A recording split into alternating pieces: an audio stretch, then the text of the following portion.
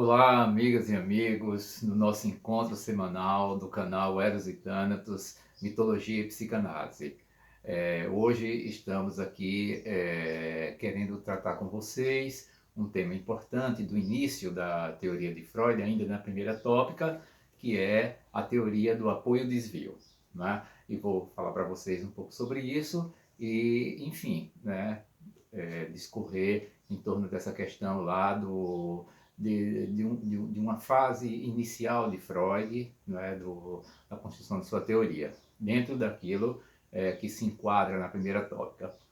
Bom, pedindo a vocês, caso gostem dos nossos vídeos, dê o like, façam as suas inscrições para o nosso canal, porque isso é importante do ponto de vista de avançarmos com a identificação do YouTube, do interesse público, e que mais pessoas possam ter alcance para nossos temas. Tem muita gente que estuda a temática psicanálise, a temática mitologia, a temática religiões, não é? E mesmo as pessoas que se interessam por temas de ciências sociais, ciências humanas, elas possam ter conteúdos assim que são interessantes e ricos para a reflexão delas. E procuramos sempre dar uma dinâmica dos nossos encontros, seja no estudo da psicanálise, seja no estudo da mitologia, buscando também os pontos de contato entre essas duas construções de saber humana e examinando também aspectos contemporâneos dela, né? Isso é sempre uma marca nossa. Portanto, caso vocês gostem dos nossos vídeos, dá um like, dá essa força aí, se inscrevam e também acione o sininho das notificações, porque aí vocês ficam recebendo informações sempre que a gente postar novos conteúdos. E como vocês que nos acompanham, e os que vão estar chegando agora também, os primeiros contatos com o nosso canal, verão que semanalmente nós estamos fazendo conteúdos novos. Tanto eu, Edson Flávio Barbosa e Silva, psicanalista, mestre em psicologia clínica, e meu amigo e parceiro nesse projeto, Sérgio Paulo Feitosa, psicólogo e mestre em ciências da religião, que trata, e com muita maestria, o tema da mitologia. Tá bom? Então vamos lá para nossa teoria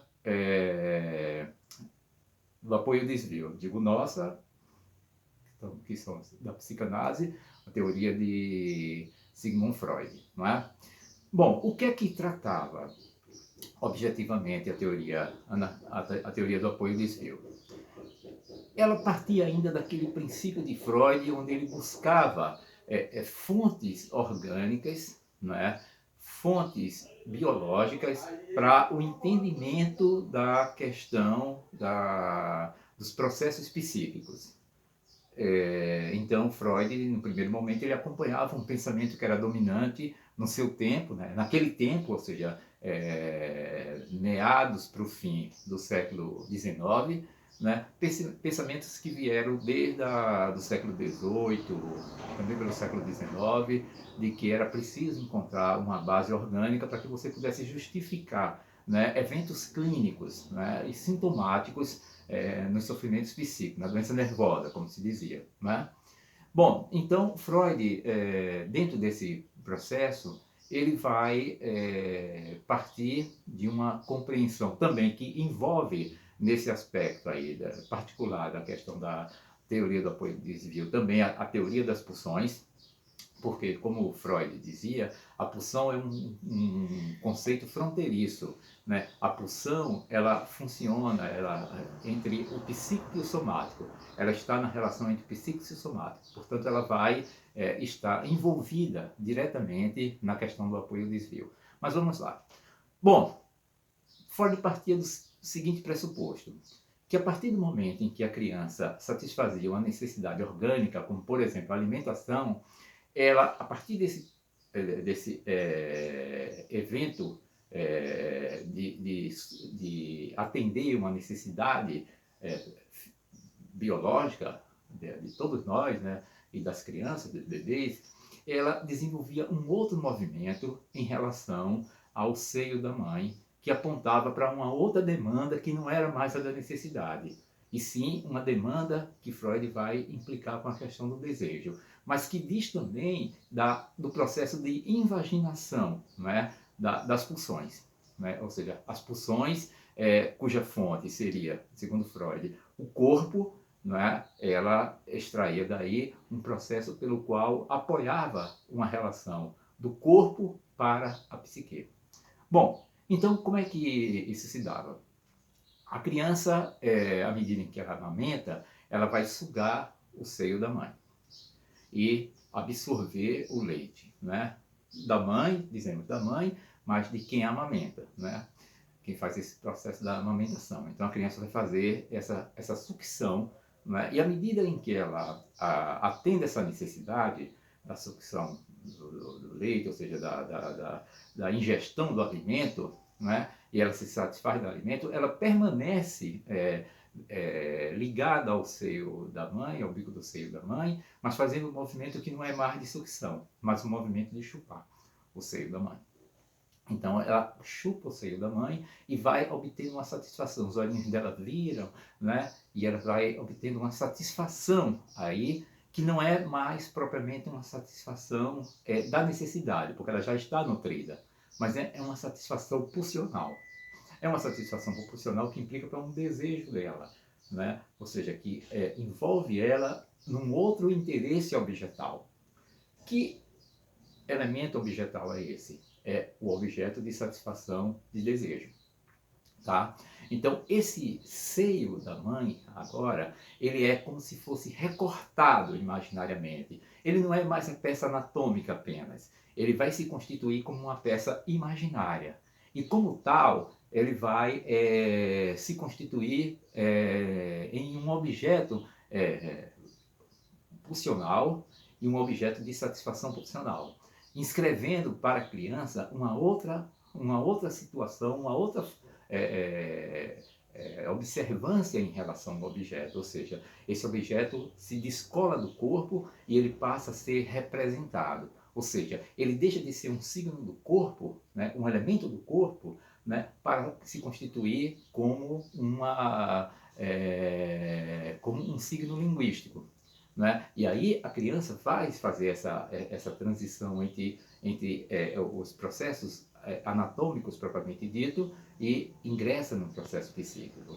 Né? Evidentemente que a criança, aquele momento da vida dele, do desenvolvimento dele, não tem ainda uma localização, uma compreensão do que é corpo e particularmente do que é corpo dela, do que é corpo da mãe. A criança está num processo que nós chamamos de fusionamento da mãe e a criança. Inclusive seus órgãos sensitivos, perceptivos, ainda não são capazes de fazer uma decifração, né, da diferença de corpo, de localização do corpo, de compreensão. Isso é um processo que vai se desenvolver, né, progressivamente, através do narcisismo primário, depois do narcisismo secundário, quando a criança vai começar a constituir uma imagem do próprio corpo e, consequentemente, distinguir o corpo dela e o corpo da mãe, criando aí uma unidade que vamos chamar o eu ou o ego. Mas, nesse momento, a criança ainda está nesse processo de funcionamento e ela vai começando a constituir, a partir de um apoio, de uma necessidade orgânica, um desvio para uma demanda que já não é mais orgânica aí. Né? É uma demanda psíquica. Bom, então o que é que faz a mãe? Quando a mãe sente que a criança está satisfeita, que aquele sugar não é mais um sugar, mas é um chupar o seio, mas que a criança está aliviada, ela retira a criança, né? E põe no berço, a criança dorme, em geral, quando ela está satisfeita com a demanda de necessidade, ela vai adormecer, né? Então a criança dorme e muitas vezes quando ela está dormindo, ela começa a sonhar, ou como Freud dizia, ela começa a alucinar, né, uma satisfação objetal. Ela começa a fazer gestos como se ela estivesse chupando o seio da mãe. Né? Mas não é mais esse seio anatômico, é esse seio imaginário de que falei para vocês há pouco. Né? Então ela faz um movimento como se estivesse chupando esse seio, os olhinhos ficam se revirando, ela está dormindo, mas ela está num processo como se fosse de um transe, né? No sentido da sua satisfação objetal em face à demanda pulsional. E, nesse sentido, Freud vai recortar esse objeto e instaurar esse objeto no campo de um objeto psíquico, e como objeto psíquico ele vai pensar aí aquilo que vai ser determinante do objeto psíquico, que esse objeto psíquico já não está no corpo, esse objeto psíquico ele está fora do corpo, e como tal ele é também um objeto perdido. Ele não é o seio propriamente dito, ele não é o seio em que a criança chupa e obtém satisfação. Ele é um objeto absolutamente imaginário, né? E cuja pertença desse objeto é precisamente a sua perda. E mais adiante, Freud vai distinguir aqui a sua perda, que dá suporte para a inscrição de uma falta, ou seja, de um registro no campo da representação, no campo da linguagem. Né? Então, nesse sentido, Freud está escrevendo essa teoria do apoio-desvio. Bom, era isso que eu tinha para dizer hoje para vocês, e no próximo encontro seguiremos no nosso desenvolvimento entre primeira e segunda tópica e nos conceitos freudianos. Um grande abraço e até o próximo encontro.